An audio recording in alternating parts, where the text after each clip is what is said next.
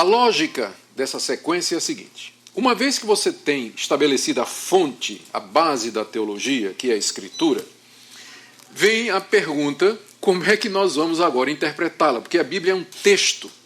E como texto, ele está sujeito à interpretação. Todo texto, quando lido, ele pressupõe um processo de interpretação, consciente ou não. Quando você está lendo o jornal de hoje, a revista Veja, está lendo lá os e-mails ou vendo algum artigo, alguma matéria na internet, há um processo de interpretação acontecendo, ainda que você não esteja consciente disso. Então, tem ainda o fato de que, partindo na mesma Bíblia, pessoas que igualmente acreditam que ela é autoritativa, inspirada e infalível, chegam a conclusões diferentes. Então, essa questão da interpretação ela é fundamental para que a igreja tenha uma teologia saudável. Para que nós tenhamos consciência de que nossa teologia é bíblica, nós precisamos estar certos de que nós estamos interpretando a Bíblia da maneira correta. Assim, o alvo da minha palestra agora é mostrar a importância da teologia, a importância da interpretação correta para que se tenha uma teologia que seja realmente bíblica. E eu vou fazer isso defendendo um método chamado gramático histórico de interpretação, contrapondo a outros métodos, especialmente ao método histórico crítico. É isso que eu pretendo fazer aqui. Esse nome gramático histórico é o nome que foi dado ao método de interpretação da Reforma Protestante. Para mim, ele é mais antigo do que a Reforma. Você vai encontrá-lo na Escola de Interpretação de Antioquia, já no século III. Os princípios estão lá. Mas ele ganha corpo, esse sistema, ele ganha notoriedade, corpo e se firma na igreja a partir da Reforma Protestante. Só que esse nome gramático histórico, ele não aparece na Reforma, mas cerca de 150, 200 anos depois, no chamado período do escolasticismo protestante ou da pós-reforma. Então é lá que surge o nome desse método. Mas ele remonta ao período dos pais apostólicos. E eu quero defender aqui que ele continua sendo o método por excelência do cristianismo histórico, porque está ligado a esse conceito de uma Bíblia inerrante. Nem todo método de interpretação cabe numa Bíblia inerrante. Eu vou querer mostrar isso. Se você parte do pressuposto de que ela é a palavra de Deus, verdadeira em tudo que afirma, você vai ver que isso acaba conduzindo a um determinado método de interpretação. Uma das evidências que eu dou para vocês é que na própria Confissão de Fé de Westminster, que é considerada, ou que foi a última grande confissão a ser escrita, e, portanto, ela bebeu da sabedoria de todas as outras, né? Por isso é a mais perfeita, né? Então, vocês vão ver que já no capítulo 1, quando ela fala de escritura, ela já amarra um sistema de interpretação. Ela já diz como é que essa escritura tem que ser interpretada. Isso é esclarecedor, não é? Eles perceberam que se você aceita a Bíblia como palavra de Deus, a fonte da verdade, então significa que para lê-la você vai ter que seguir determinados pressupostos, você vai adotar determinadas posturas com relação a esse texto para você chegar ao seu conhecimento. Aqui eu quero lembrar para vocês 2 de Pedro 3, de 15 a 16. Deixa eu ver se eu consigo aqui localizar esse trecho. 2 de Pedro, disse que era quanto? 15 a 16. Tende por salvação a longanimidade de nosso Senhor, como igualmente nosso irmão Paulo vos escreveu, segundo a sabedoria que lhe foi dada. Ao falar acerca desses assuntos, como de fato costuma fazer em todas as suas epístolas, nas quais há certas coisas difíceis de entender, que os ignorantes e instáveis deturpam, como também deturpam as demais escrituras para a própria destruição deles. Desses 2 versículos aqui, nós tiramos algumas inferências.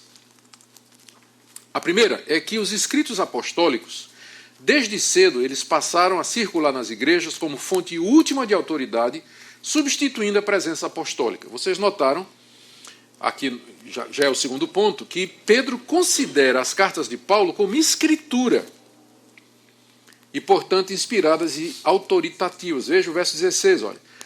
Paulo costuma falar acerca desses assuntos em todas as suas epístolas, nas quais há coisas difíceis de entender, que os ignorantes e instáveis deturpam, como também deturpam as demais escrituras. Quer dizer, Pedro já considerava os escritos de Paulo como escritura em pé de igualdade com aquelas do Antigo Testamento. Tá? Então, se a gente aceita a autoria tradicional da de Pedro, aí por volta da década de 70, talvez, não muito mais do que isso, né? Meados da década de 60, final da década de 60, 70, então, cedo você vai ver que os escritos paulinos estavam circulando pelas igrejas e já sendo aceitos com status de escritura, mesmo pé de igualdade do Antigo Testamento. Segundo ponto aqui é que é possível reconhecer claramente os conceitos que um autor quis transmitir em seus escritos. Porque quando Pedro, voltando ao texto aqui, ele diz que o amado irmão Paulo escreveu sobre salvação e a longanimidade de nosso Senhor, significa que Pedro leu Paulo e entendeu o que é que Paulo quis dizer. Então a compreensão desses textos é possível. Por outro lado, às vezes há nesses escritos trechos difíceis de entender, como o próprio Pedro vai dizer, não é? Que há passagens complicadas ali. Entretanto, mesmo esses textos difíceis de entender, eles não permitem interpretações aleatórias. Algumas delas são claramente deturpações do sentido original pretendido pelo autor. Senão Pedro não teria dito que esse pessoal deturpa, ou seja, há um limite até onde você pode ir na interpretação. Há uma certa elasticidade, pelo fato de que há passagens difíceis. Mas isso não quer dizer que qualquer interpretação serve, porque Pedro está dizendo que há aquelas interpretações que são deturpações do sentido original e que isso é uma coisa séria, porque acarreta o quê? A destruição dos que interpretam dessa maneira. Tá?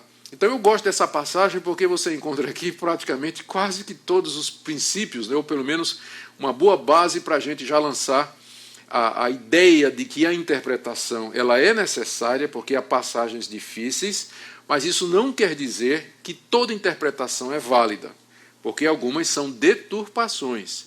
Isso é coisa séria, não é uma questão de opinião, porque Pedro coloca em risco aqui o destino eterno daqueles que vão por esse caminho. Né? Só o verso 17 ainda, ele diz, aqui, olha, ele chama esse pessoal e diz, vós, pois, amados, prevenidos como estáis de antemão, acautelai-vos, não suceda que, arrastados pelo erro desses insubordinados, descaiais da vossa própria firmeza. Ele chama esse pessoal de insubordinado, ou seja, diz que essa interpretação é resultado de uma atitude de rebelião contra a autoridade de Deus.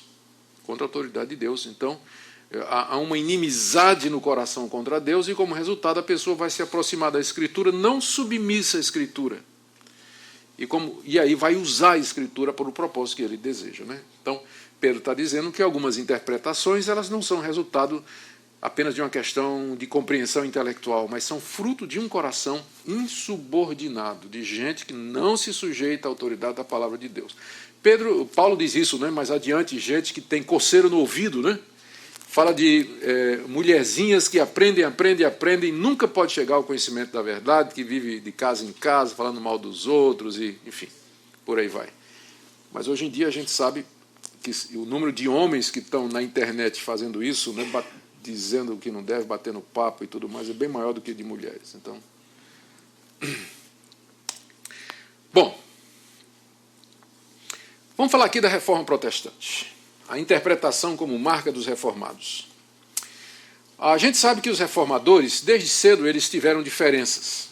Uma dessas diferenças mais conhecidas é a questão da ceia. Todo mundo sabe que não houve consenso entre luteranos, calvinistas e zwinglianos. Mas uma coisa esse pessoal tinha em comum, era a hermenêutica. A hermenêutica é a arte da interpretação. Qual era a interpretação deles? Nós usamos o nome método gramático histórico para identificar, mais do que qualquer outro, o evangelicalismo bíblico ao qual todos os que desejamos pertencer e do qual nos declaramos herdeiros em nossas diferentes tradições. ou seja, o evangelicalismo bíblico ao qual a gente deseja pertencer, né, e do qual a gente se declara herdeiro, ele se caracteriza por esse método de interpretação. Eu já mencionei aí o ponto 3, que é a Confissão de Fé de Westminster, que começa com um capítulo sobre as Escrituras, onde claramente delineia o método correto de interpretação, que mais tarde se chamaria gramático histórico. Mas logo depois surgiu outro método. Deixa eu falar um pouco desse método gramático histórico. A característica principal desse método gramático histórico de interpretação é que ele assume que a Bíblia é infalível. Ele parte desse pressuposto. Isso vai fazer toda a diferença na metodologia. Quando você encontra uma contradição, se você assume que a Bíblia é a palavra de Deus e ela não erra, a única opção que você tem é a harmonização. Você não vai colocar um texto contra o outro. Você vai resolver a contradição tentando uma interpretação que harmonize, que possibilite aceitar as duas declarações como sendo verdadeiras. Por exemplo, o que Paulo diz sobre fé e o que Tiago diz sobre obras. Os liberais, que não acreditam na inspiração bíblica e, portanto, na sua inerrância e infalibilidade, eles não terão nenhum problema em dizer que um está certo e o outro está errado. São duas teologias, conflitantes e diferentes. Como nós não podemos dizer isso, porque acreditamos que Deus não pode errar, nós vamos ter que achar uma maneira de interpretar Paulo em Romanos e Tiago no capítulo 2, como dizendo a mesma coisa, só que de um ponto de vista diferente. Que no fim, fé e obra são dois lados de uma mesma moeda, dependendo de que lado você olha. Se você tem uma audiência como Paulo, que era legalista, você vai falar de fé sem obras. Se você tem uma audiência como Tiago, de antinomistas, gente que só ouvia e não queria praticar, você vai falar de fé com obras e obras que são necessárias para a justificação. Então, a gente tenta harmonizar. Então, o método gramático histórico, ele parte do pressuposto de que a Bíblia é a infalível e inerrante palavra de Deus. Ela assume isso, esse método. Como consequência, esse método vai valorizar a gramática. A gramática aqui, na verdade, não tem a ver tanto com a gramática, mas é a palavra grega grama, que significa letra. E tem a ver com a questão da estrutura do texto. Esse método, mesmo que ele parte do pressuposto de que a Bíblia é infalível e inspirada por Deus, assume que Deus usou homens que viviam numa cultura, falavam uma língua, tinham temperamentos diversos e conhecimentos diferentes. Pessoas variadas, de épocas variadas, locais variados. Então, para que você entenda o que Deus está nos falando por estes homens, você tem que entender o estilo, o gênero literário. Você tem que conhecer o texto, como é que você analisa aquele texto. E é chamado gramático histórico porque admite isso, que Deus se revelou em determinados momentos da história. Ou seja, há uma certa progressão nessa revelação. E que é importante você conhecer a cultura, o ambiente vivencial, os tempos e épocas em que esse livro foi produzido, para que você tenha uma visão correta do seu ensino. E aqui, então, você tem essa combinação. O método gramático histórico admite, primeiro, que a Bíblia é um livro divino e que, portanto, ele deve ser lido como nenhum outro, porque ele é o único nessa categoria. Mas admite também que é um livro humano, porque Deus usou pessoas, e nesse sentido ela deve ser lida como se lê qualquer outro livro. A Bíblia está sujeita a análise gramatical, interpretação, tradução, sintaxe. Estes são os dois grandes pressupostos do método gramático histórico, que deu origem à pregação reformada, teologia reformada, confissão de fé, de várias confissões, né, o trabalho dos puritanos, dos grandes pregadores, todos eles seguiam esse método de interpretação, partiam dessas premissas. Mas logo depois surgiu um outro método, esse método que é chamado histórico crítico. Em resumo, o pessoal disse o seguinte, que defendeu esse método, ele disse: está errado isso aí. Se você já vai para a Bíblia sabendo que ela é a palavra de Deus e que ela não pode se contradizer, então a sua pesquisa ela já está viciada, de saída. Você não é livre para chegar, para entender o texto, porque você já fecha o texto, você já o domina, você já impõe a sua teologia no texto. Você está deixando a teologia dominar a exegese. Então o que você tem que fazer é o seguinte, você tem que se livrar de todo pressuposto teológico, que controla a hermenêutica e a exegese, e você tem que ler o texto de maneira científica, neutra, e deixar o texto falar. Se você já se aproxima da Bíblia com o dogma de que Cristo é Deus, que é um dogma do Concílio de Nicéia, 300 anos depois, então isso vicia a sua leitura. Você tem que livrar de dogma, de teologia sistemática, de confissão de fé. Você tem que ler o texto de maneira neutra, para deixar o texto falar. E é claro, né? Eles disseram que entre os dogmas, né, estava aquele de quem é Deus, de que a Bíblia é inspirada, e que Jesus é humano, que milagres acontecem. Não. Vocês têm que se livrar de todos os dogmas. E aí, é claro, como isso é impossível, né, eles tiraram os dogmas da teologia bíblica e colocaram os dogmas do cientificismo, da teologia natural, do naturalismo, e tentaram interpretar a Bíblia com outros pressupostos. Não é? Eles rejeitaram, está aí, o sobrenatural e a revelação. A interpretação tem que ser dominada pelo racionalismo, a razão é que tem que dizer o que é que a Bíblia está dizendo. Isso impactou profundamente a interpretação bíblica, abandonou-se a doutrina de inspiração e surge o conceito de mito, lendas, fábulas, sagas, gêneros literários que são fruto da imaginação de um povo primitivo e ignorante que não conhece os princípios que regem o universo.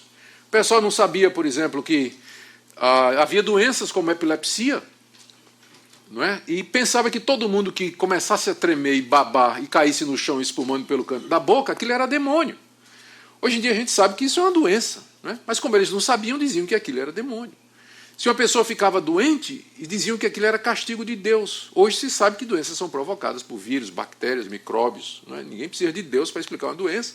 Mas eles não tinham esse conhecimento, então diziam que era castigo de Deus. Queriam dizer que Jesus era uma pessoa extraordinária, inventaram aquela história de que ele multiplicava pães, andava por cima da água.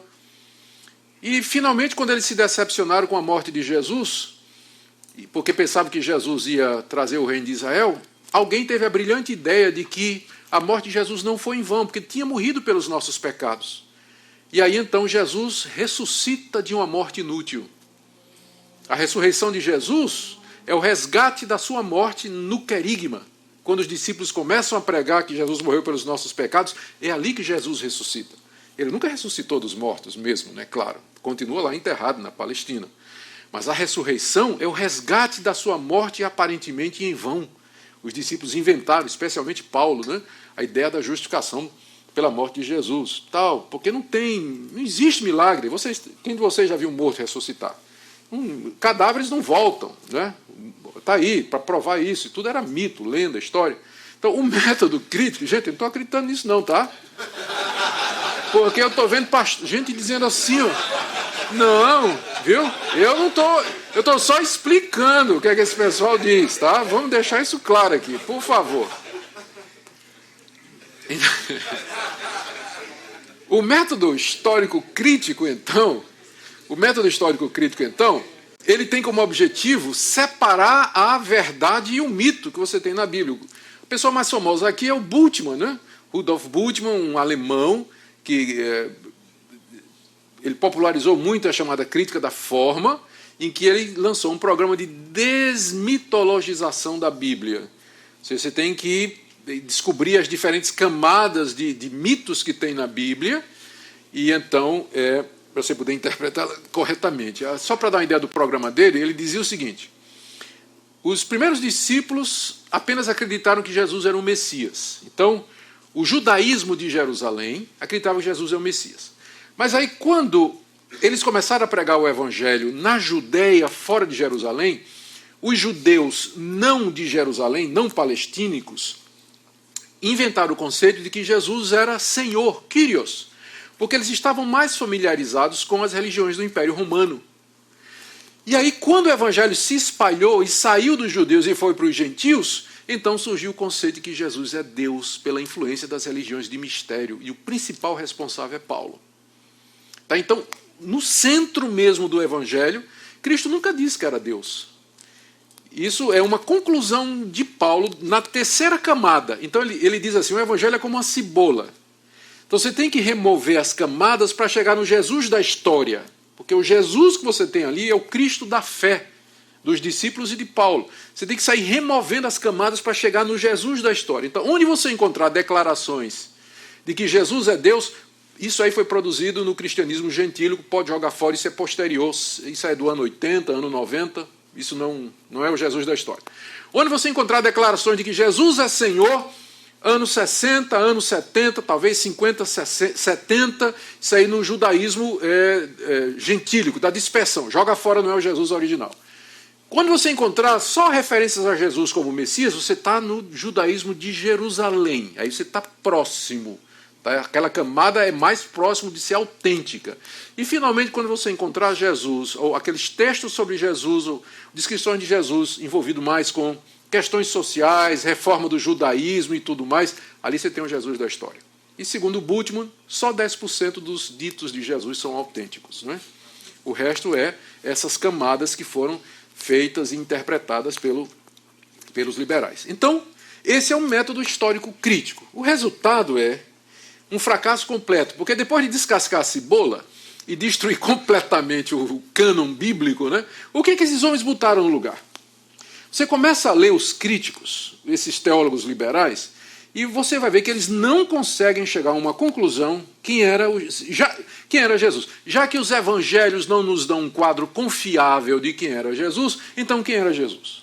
Aí você vai encontrar as opções. Era um reformador social, era um profeta, à semelhança dos antigos profetas, era um camponês mediterrâneo, era um camponês que vivia às margens do Mediterrâneo, que gostava de falar com frases enigmáticas e difíceis, contando parábolas de história, que ia de cidade em cidade contando histórias e parábolas e tudo para ter seguidores.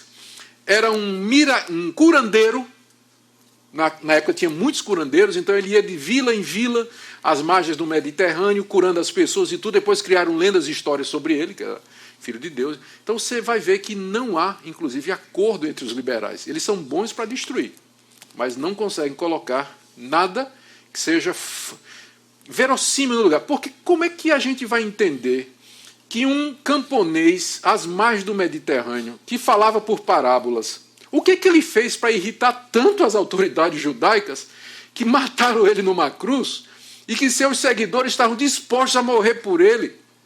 Será que um camponês, né, como é que, se ele era só um camponês que vivia contando história nas margens do Mediterrâneo, como é que explica isso? Então eles não conseguem responder determinadas coisas. A ideia da escatologia, o surgimento da escatologia, a ideia da vinda do reino em duas etapas. De onde vem isso se Jesus era apenas um contador de histórias, um curandeiro, um profeta, um reformador social? De onde surgiram essas ideias? Então eles mesmos não têm acordo sobre isso. E então o método histórico crítico, já em 1975, um liberal escreveu um livro que se tornou clássico, Gerhard Meyer, um alemão de Tübingen, O Fim do Método Histórico Crítico. Ele disse: esse método, ele não respeitou a Bíblia. Ele diz isso, né? Porque qualquer método de interpretação ele tem que se adequar ao objeto de estudo. E esse objeto de estudo diz que é a palavra de Deus. Então, e ele detona o método histórico crítico. Ele se converteu, né, dessa situação. Amém, né? Método gramático histórico. Muito bem, esse é um método, então, que obriga você a estudar, obriga você a ler, pesquisar, e ele exige mais tempo dos pastores, não somente para orar, porque parte do pressuposto de que a Bíblia é um livro divino, né, e se é a palavra de Deus, você tem que falar com o autor, né, você tem que pedir a Deus iluminação, e você tem que estudar, porque é um livro humano, tem que pesquisar. Significa renúncia do caminho fácil, porque nos obriga a encarar o que a Bíblia está realmente dizendo e confrontar a nossa tradição, e força as igrejas a investir na preparação de pastores que sejam competentes para interpretar a Escritura. Se para ter uma boa teologia você precisa ter um método bom de interpretação, significa que as igrejas têm que investir nos intérpretes.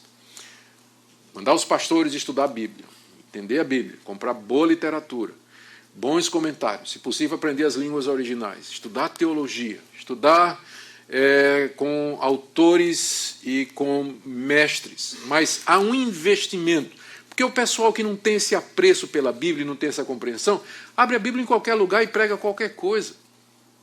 Então nunca vai ter uma teologia saudável na igreja. Se você tem essa visão da Bíblia e que é preciso labutar e trabalhar para interpretá-la, isso então vai obrigar, inclusive, aí, a uma revisão do papel do Espírito Santo na interpretação. Deixa eu fazer aqui um teste com vocês. Imagine que eu coloquei aqui nessa sala 10 ateus que sabem grego, hebraico, aramaico, conhecem história, teologia, religiões comparadas. E naquela sala eu boto 10 crentes que só sabem ler português, mas são homens de oração, de jejum, piedosos, homens de Deus, homens e mulheres de Deus. E eu dou para eles o texto de 1 Coríntios 15. O que farão os que se batizam pelos mortos?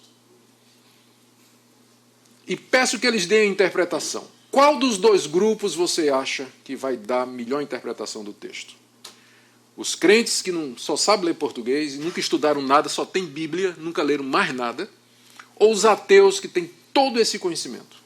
Quem vai dar a melhor interpretação? Minha opinião, os ateus. Porque boa parte de interpretação bíblica é leitura de texto, é regra, é análise, gramática, língua, sintaxe, comparação, conhecer o contexto. O Espírito Santo não vai ajudar preguiçoso. Pode ter certeza. Aquela promessa que diz, o Espírito Santo vai ajudar vocês a falar. Lembra quando Jesus disse, quando vocês forem presos e levados diante de governadores, não se preocupe com o que você vai falar. Porque naquela hora o Espírito Santo vai ensinar. Tem gente que pega aquela passagem para justificar a não preparação, né, dos seus sermões, dos seus estudos, da sua teologia. Não creio que aquela passagem se aplique ali. Tá? De fato, esse método requer empenho na interpretação da Escritura. Deixe-me terminar? Não, ainda tem mais tempo, tem uns 10 minutos, né? Ótimo. Então, vou terminar com algumas razões para essa afirmação. Por que é que o método histórico, gramático histórico, ele é um método por excelência de interpretação? Primeiro, mais do que qualquer outro sistema hermenêutico, ele honra as Escrituras. Uma das principais características dos evangélicos e do cristianismo histórico é o alto apreço pelas Escrituras, seus atributos, como inspiração, autoridade, infalibilidade, coerência e suficiência. Ser reformado é ter essa atitude para com as Escrituras. O método gramático histórico parte dessa autoestimativa e apreço pelas Escrituras. Ser reformado hoje no Brasil, portanto, é ter a mesma atitude que o cristianismo histórico tem para com as Escrituras. Palavra de Deus, inspirada, autoritativa, verdadeira em tudo que afirma, juiz supremo em todas as controvérsias. Eu estou dizendo que esse método de interpretação, mais do que qualquer outro, ele honra as Escrituras e, portanto, ele está próximo, mais próximo da nossa tradição. Certo? A tradição reformada. Segundo, esse método, ele mantém em equilíbrio a tensão entre oração e labuta no estudo da Bíblia. Os reformados, seguindo o cristianismo histórico, sempre procuraram manter em equilíbrio o espírito e a erudição no labor teológico. O método gramático histórico adota o binômio orare et labutare. Esse é o dístico de Calvino. Calvino tinha um dístico, onde estava escrito orare et labutare. Ou seja, orar porque a Bíblia é divina e labutar porque ela é humana. Labutar significa ler comentário, ler bom livro, pesquisar, aprender língua original se der, e para fazer bons cursos, sempre estar se atualizando, lendo para compreender esse livro. Então, orar porque a Bíblia é divina e labutar porque ela é humana, pois é um texto e, como tal, nós precisamos lê-lo da maneira correta. A interpretação alegórica, neomística, descuida do labutare. Tem um sistema de interpretação muito popular nos nossos dias que é o alegorista. O método alegórico, ele não está preocupado com o que o texto está dizendo. Ele simplesmente procura comparações ou similaridades entre o evento bíblico e uma determinada situação. Então, a pessoa que é um pregador alegórico, ele não está preocupado em estudar a Bíblia com profundidade, porque qualquer texto serve para ele pregar um sermão. Qualquer texto serve. Eu vou dar um exemplo de uma alegoria. A parábola do bom samaritano. Essa é muito conhecida, todo mundo, é atribuída a Orígenes, que era um grande alegorista. Parábola do bom samaritano. O judeu que desce de Jerusalém para Samaria é Adão. Ele é assaltado, é a queda. Passa o sacerdote e o levita, é a lei e os sacrifícios que não pode ajudar o homem. Passa o bom samaritano, que é Jesus, põe vinho nas feridas dele, que é o sangue pelos nossos pecados, levanta ele, que é o novo nascimento, põe em cima do jumento, que é o evangelista. Foi mal isso daí.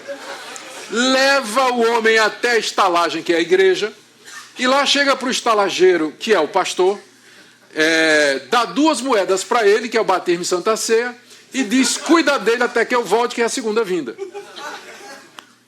É uma interpretação totalmente alegórica do texto, porque não é isso que a parábola do bom samaritano está querendo dizer. Isso é uma alegoria. Não é? Então, a alegoria é fácil. Se você for criativo, você não precisa estudar a Bíblia. Basta ser criativo. Você cria sermões, cria ideias práticas baseadas numa interpretação alegórica da Bíblia. Isso é uma teologia saudável? Não. Porque sua tarefa como teólogo, como pastor e mestre, é responder essa pergunta. O que é que a Bíblia está dizendo? Qual o sentido do texto? Para em cima dele você construir sua praxis, o seu método de ação. A interpretação alegórica descuida do Labutari e o método histórico crítico tende a esquecer o horário. Porque o liberal não ora, ele medita, né? O liberal não ora, ele faz uma reflexão. Isso foi alguns liberais que disseram isso aí. Porque a Bíblia não é um livro divino para ele, né? Orar para quê, né? As novas hermenêuticas, elas tendem a esquecer as duas coisas. As novas hermenêuticas são relativistas, não levam em consideração nem a autoridade da Escritura e muito menos a sua inspiração. E como eles dizem que a interpretação é uma coisa do leitor, quem determina o sentido do texto é o leitor, então não há necessidade nem de labutar e muito menos de orar, não é? Então, o método gramático histórico, ele obriga o crente, o teólogo, o pastor, a orar, porque ele pressupõe que a Bíblia é um livro divino, inspirado, e a labutar, porque é também um livro humano. E para entender o seu sentido, a gente tem que entender a intenção do autor. Terceiro, esse método evita a alegorização desenfreada que tem se tornado a causa de doutrinas e práticas alheias ao cristianismo histórico. Os reformados se caracterizaram pelo desejo de ter as Escrituras como única regra de fé e prática. O método gramático histórico ensina que a verdade divina do texto bíblico corresponde ao sentido único do texto, que é aquele pretendido pelo autor humano, e rejeita o conceito de que cada texto tem múltiplos e vários sentidos, sendo o mais importante aquele oculto e além da letra. Isso aqui é importante, gente, porque o método gramático histórico, ele diz que o texto bíblico só tem um sentido, que é aquele pretendido pelo autor humano. Então você tem que fazer aquela... Vamos voltar àquela ilustração que eu dei da parábola do bom samaritano. Se aquela interpretação de Orígenes está errada, como encontrar a interpretação certa? O método gramático histórico responde dizendo: o que foi que Jesus quis dizer quando contou aquela parábola? E o contexto explica. Alguém perguntou para Jesus: quem é o meu próximo? E aí ele respondeu contando essa história. Logo, o sentido da parábola é esse, que o meu próximo é aquele que precisa de mim, mesmo que seja o meu inimigo, judeu e samaritano. Você não pode usar essa parábola para outra coisa, porque o sentido dela é esse. Então, o método gramático histórico faz essa pergunta, já que o texto só tem um sentido, que é o sentido pretendido pelo autor humano, inspirado por Deus, como é que eu faço para chegar a esse sentido? Você tem que estudar contexto, você tem que estudar a situação, a razão pela qual escreveu a carta, quais as motivações, quem é o autor. Todas essas questões introdutórias, de repente, elas se tornam importantes para que você chegue a responder essa indagação. Qual é a intenção do autor? As doutrinas e práticas de seitas e de igrejas ditas evangélicas são hoje defendidas com base na alegorização do texto bíblico. Esquece essa questão. Quarta razão para afirmar que o método gramático histórico é o melhor para produzir uma teologia bíblica saudável, porque preserva a objetividade na interpretação. Os reformados, mesmo admitindo que há partes difíceis de entender na Bíblia, sempre afirmaram que sua mensagem central é clara. Isso se chama perspicuidade, é o nome que se dá a isso. O método gramático histórico parte do princípio que Deus se revelou proposicionalmente na Escritura e que essa revelação pode ser entendida, sintetizada e transmitida. ser reformado é interpretar a Bíblia com a convicção que Deus se revelou nela e que essa revelação pode ser suficientemente compreendida, humildemente analisada, adequadamente sintetizada e transmitida com relativa segurança. Isso aqui pode não fazer sentido para alguns, mas deixa eu explicar. Tem gente hoje que diz que a teologia é uma empreitada inútil, porque Deus, quando se revelou, ele não se revelou teologicamente. Deus se revelou através de histórias, poesia, parábolas, narrativas. Então não há proposições na Bíblia. Na hora que a igreja pega a Bíblia e elabora uma teologia, teologia é uma série de proposições, não é? Declarações. Então a igreja está traindo Deus, porque a maneira de Deus se revelar não foi nos dar um sistema unificado de teologia, mas ele disse várias coisas através de dramatização, encenação, fatos, história, poesia, parábolas. Então, na hora que a gente faz uma teologia, a gente está fugindo do método divino de revelação, né? A resposta que a gente dá para essa falácia é que, primeiro, a Bíblia tem, a revelação é bastante proposicional. A declaração Deus é amor, se não for uma proposição, é o quê? Deus é justo, Deus é fogo devorador. Se isso não é uma proposição teológica, isso é o quê? E é claro que você vai encontrar na Bíblia Deus se revelando através de fatos registrados, livro de Atos, Juízes, Ruth. Você vai encontrar Deus se revelando através de poesia, livro dos Salmos. Mas existe um livro mais proposicional do que os Salmos? Quanta coisa sobre quem é Deus, o que Deus fez na história, o que Ele vai fazer, o que é que Ele quer, o que é que Ele não quer, e como nós reagimos a Ele. Tudo aquilo é proposição, aquilo é declaração teológica. Então, o método teológico ele não é contrário ao gênero literário da Bíblia. Isso é uma coisa que eles ficam dizendo para nós. Eles ficam dizendo que toda teologia é influência do pensamento grego. Os gregos é que pensavam em categorias assim. E que nós, a doutrina da trindade, por exemplo, não tem trindade na Bíblia. Nós é que inventamos, influenciado pela filosofia de Aristóteles e por aí vai. Ué, se Aristóteles estava certo, por que não usá-lo? Se Aristóteles foi uma pessoa que tinha uma capacidade de síntese, de organização muito boa, a gente entende isso como tudo que é bom vem de Deus. E toda a verdade é de Deus, ainda que na boca de Aristóteles, ou até do diabo, né? Se o diabo diz a verdade é de Deus sempre. Então eu não tenho problema em usar Aristóteles, se o que Aristóteles diz é bom e pode ser usado para organizar o nosso pensamento. Então, o método histórico, gramático histórico, ele afirma que é possível você extrair declarações, sintetizar o pensamento bíblico e elaborar um credo, sumariar o que a Bíblia diz, daí que vem as teologias sistemáticas e assim por diante. Estou caminhando para o fim. Método histórico crítico, método gramático histórico produz resultados que podem ser pregados. Se você der uma olhada nos grandes pregadores da história, eles sempre tinham um grande respeito pela Bíblia e interpretavam a Bíblia em busca do seu sentido natural, do seu sentido óbvio. O sentido é aquele que o autor quer dizer. Você procura grandes pregadores de conteúdo hoje, que são alegóricos na interpretação, você vai ficar decepcionado, porque os grandes pregadores que marcaram a história sempre foram pessoas que tinham a Bíblia em grande consideração e que procuravam interpretá-la à luz desses princípios. Pregadores alegóricos, os liberais nunca produziram grandes pregadores. Me diga o nome de um grande pregador liberal, através da história da igreja. Você não tem. Não tem.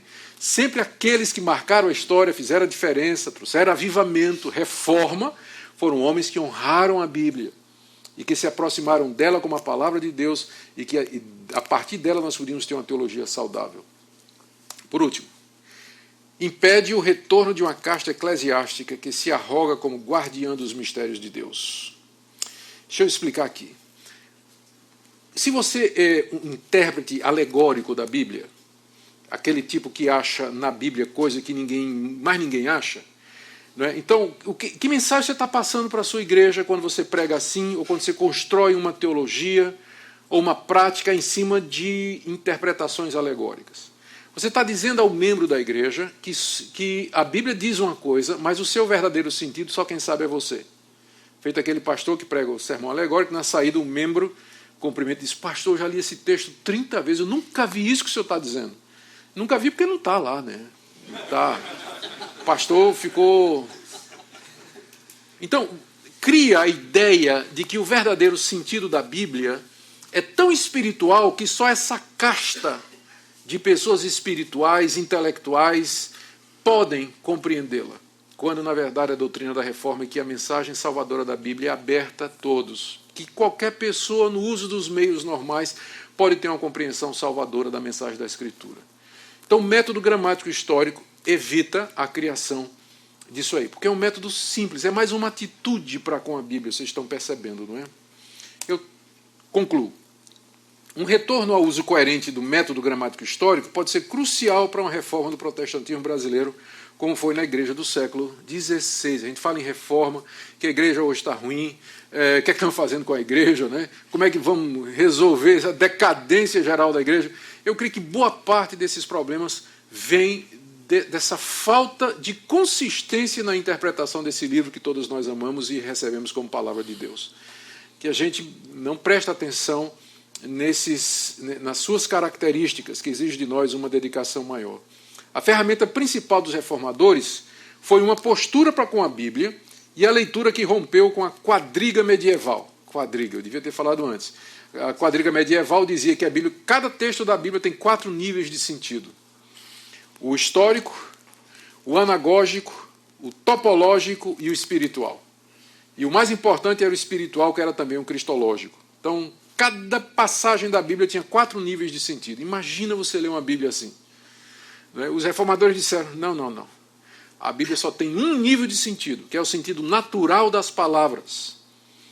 O puritano John Owen disse, o sentido do texto é aquele contido nas palavras, e nada mais do que isso, seguindo a tradição da reforma protestante. E é isso que nós acreditamos, não tem um sentido oculto por detrás. A Bíblia é pública, por assim dizer. Deus queria que a gente a entendesse. Deus queria que a gente entendesse. Bom, a crise de identidade que vive a nossa igreja tem como uma das principais causas a falta de consistência e coerência no emprego desse método que sempre acompanhou o cristianismo histórico. Então, termino fazendo a ligação. Teologia que seja bíblica, ela tem que partir, o nome já está dizendo, da Bíblia, mas ela tem que ser considerada como autoridade. E como é que eu a interpreto? No seu sentido natural, simples. Para fazer isso eu tenho que ler, eu tenho que estudar, tenho que me preparar e pedir que Deus me oriente, porque esse livro é um livro que procede da boca do próprio Deus. Então, essa combinação de oração e labuta vai nos guiar na correta interpretação da palavra de Deus. Muito obrigado. Perguntas? Tem uma pergunta da internet. Vamos lá, os nossos internautas. Luciano Rios.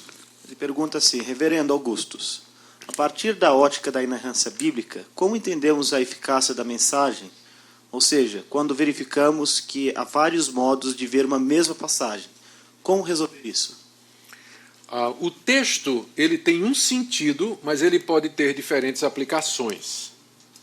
Salmo 23 quer dizer uma coisa só, que Deus cuida de mim como um pastor cuida de suas ovelhas. É esse o sentido do Salmo, não adianta buscar outro. Todavia, esse Salmo vai ter uma aplicação para mim quando eu estiver doente, vai ter uma aplicação diferente quando eu estiver com um problema financeiro, vai ter uma aplicação diferente quando eu estiver passando por uma outra necessidade. Mas o sentido é o mesmo, só tem um sentido. Deus cuida de mim como um pastor cuida de suas ovelhas. A aplicação, ela varia de acordo com as circunstâncias. Então, é preciso fazer essa distinção entre sentido único e aplicação diversa. O pessoal, na hermenêutica, chama isso também de a diferença entre sentido e significado. Sentido é aquilo que o texto quis dizer. Significado é aquilo que o texto me diz hoje. Tá? Mas o significado ele não pode estar longe do sentido, né? Ele é uma decorrência do sentido. Então, mais alguma pergunta? Doutor, Aristide, da Igreja Batista em Santa Maria, São José de Ubá, Rio de Janeiro. Num certo concílio, foi perguntado ao candidato sobre onde iriam os mortos. E ele respondeu, foi dando as respostas, e depois, no final, para resumir, ele citou a parábola do rico e do Lázaro. E um pastor levantou e falou que deveria estudar mais, porque aquilo ali era uma alegoria feita por Jesus. Qual a resposta que o senhor daria a esse pastor? Eu faria uma análise, assim, na hora. Se eu não tivesse tempo para responder, tivesse num concílio, eu só diria o seguinte: tá, mas é uma alegoria de quê? É uma alegoria de quê? Quando Jesus diz que o homem morreu, foi para o inferno, lá estava sofrendo e tudo mais, aquilo é uma alegoria. Tá, não é aquilo, mas o que é então? Porque geralmente uma alegoria, a palavra alegorizar significa dizer uma coisa em termos de outra. Você está dizendo uma coisa, mas você está significando outra. Só que essa outra, ela tem que ter alguma relação com o que você está dizendo, não é? Então, Jesus estava alegorizando o quê? Era o que eu perguntaria para ele. E o céu é que não era, né? Jesus usaria aquilo para uma alegoria do céu? Jesus estaria usando aquilo para uma alegoria, então, de uma situação de tormento e de sofrimento depois da morte. Pode ser que não seja literal com fogo, né? Tá, tudo bem. Mas que era, no mínimo, semelhante a ser queimado o sofrimento. Para a gente conceder o mínimo, né? No mínimo seria alguma coisa semelhante a ser queimado. Então daria de cara isso aí. Se eu tivesse mais tempo para elaborar uma resposta, eu diria, bom, vamos dar uma olhada nas parábolas que Jesus contou, vamos ver todas elas, e ver se elas são alegorias ou são ilustrações de verdades. E a gente vai ver que é esse último caso. Quase todas as parábolas que Jesus contou eram, na verdade, ilustrações que Jesus ou fez na hora, histórias que ele imaginou na hora, ou que ele tirou da vida prática, ou de eventos conhecidos, mas para ilustrar uma verdade espiritual. Então, a resposta seria isso. Vamos pegar o texto à luz do seu contexto, analisar uma parábola à luz das demais parábolas para ver se essa teoria se sustenta, e ela não se sustenta. E tem outra coisa também, é a única em que Jesus diz o nome de alguém. Lázaro. Por isso alguns acham que não é parábola. Jesus está narrando um fato histórico, que tem um nome, Lázaro. Obrigado. Nada. O método histórico crítico trouxe alguma contribuição reconhecida aí pelos conservadores na interpretação bíblica, ou a gente joga tudo fora sem distinção? Nunca é bom, né, jogar tudo fora, né, sem distinção, né, porque eles fazem isso conosco. Eles jogam fora, não quer saber. Nem F.F. Bruce eles aceitam, em seminário liberal. Né? F.F. Bruce é um grande erudito, assim, nem isso eles aceitam. Você pegar a bibliografia de um curso de teologia de um seminário liberal, não tem um único conservador no meio.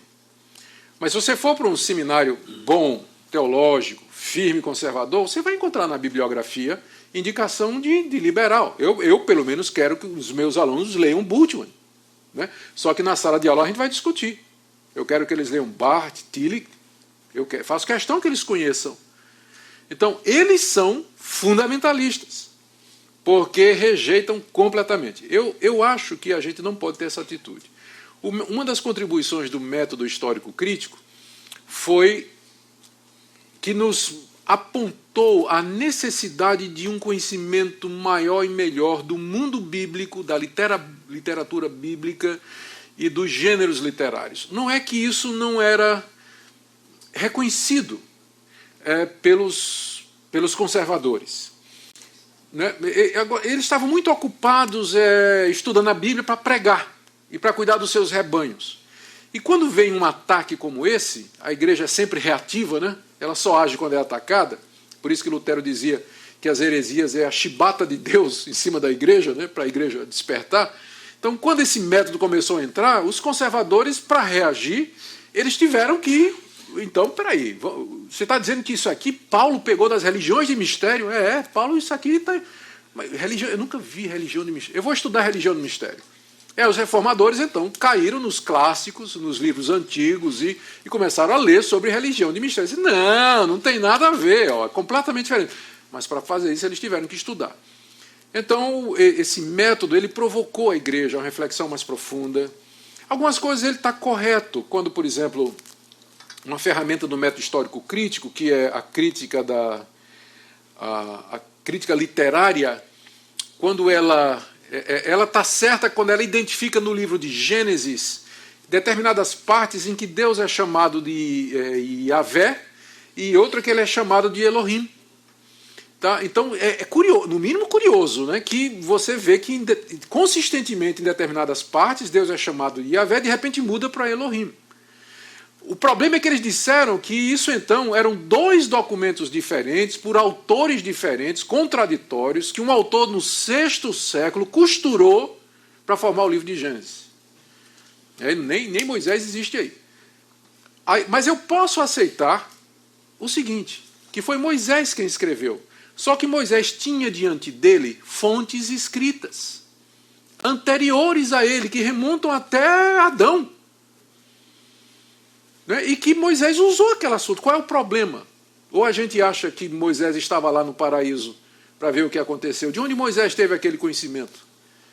Tinha que ser por revelação direta? Não podia ser uma tradição, né, que remonta ao próprio Adão, escrita, transmitida de geração em geração? Eu não tenho problema que Moisés usou fontes escritas para compor o Pentateuco. E algumas dessas fontes enfatizam o nome de Deus de uma forma e outras de outra. Então, eles são bons para chamar a atenção para determinadas características do texto bíblico e nos provoca a dar uma resposta, mantendo a autoridade da Escritura e a sua infalibilidade. O problema é que eles vão dar explicações que destroem, né, a nossa confiança na Bíblia. Mas a gente tem coisa para aprender, sim. Só é como veneno, né? Você tem que tomar em doses pequenas. Se tomar muito, você morre. Se tomar de vez, você morre. Tem que pegar um pouquinho assim. Professor. Só mais um e termina aí. Desculpa, gente. Só tem mais uma pergunta, por favor. Professor, eu queria saber se... É uma pergunta estritamente didática, mas se tanto o amilenista quanto o milenista adotam o mesmo método histórico-gramatical, aonde existem divergências em algumas interpretações, como, por exemplo, o templo, a reconstrução do templo. Isso. A questão toda é porque isso volta a uma das coisas que eu disse. Quando eu estava falando sobre inerrância da Bíblia, eu disse que quando a gente diz que a Bíblia é inerrante, a gente não está dizendo que tudo que está na Bíblia é claro. Lembra que eu falei isso? Então, uma das coisas que não é clara na Bíblia é escatologia. Escatologia é uma dessas áreas difíceis e complicadas. Por isso eu acho que os pontos essenciais da escatologia são claros e todas essas linhas pós, pré, a, dispensacionalista, 4, né? Todas elas concordam nos pontos principais. Quais são? Jesus vai voltar. Jesus vai julgar os vivos e os mortos. Vai haver ressurreição dos mortos. Satanás vai ser julgado e condenado. E vai ter um período de paz e prosperidade. 5 pontos, todas as linhas concordam. É isso que interessa. O problema é qual a relação entre ponto 1, 2, 3 e 4 e que nome você dá para eles. Porque esse período de paz e prosperidade, alguns vão chamar de milênio, outros vão chamar de novo céu e da nova terra onde habita a justiça. Uns vão dizer que dura 1000 anos literais, outros dizem não, isso é 1000... Entende? Mas, no fim, o que importa é que vai ter esse reino de paz que Jesus prometeu ao seu povo, o reino dos céus na sua plenitude. A nossa diferença é que a gente não sabe relacionar direito uma coisa com a outra e nem colocar na história. Mas os pontos centrais, eles são claros. E é isso que nos une. Tem até uma piadinha sobre isso, que estava o amilenista, o pós-milenista e o pré-milenista discutindo exatamente essa questão. De repente o Senhor Jesus voltou, os 3 subiram numa nuvem, um dizendo para o outro, eu não te disse que ia ser assim?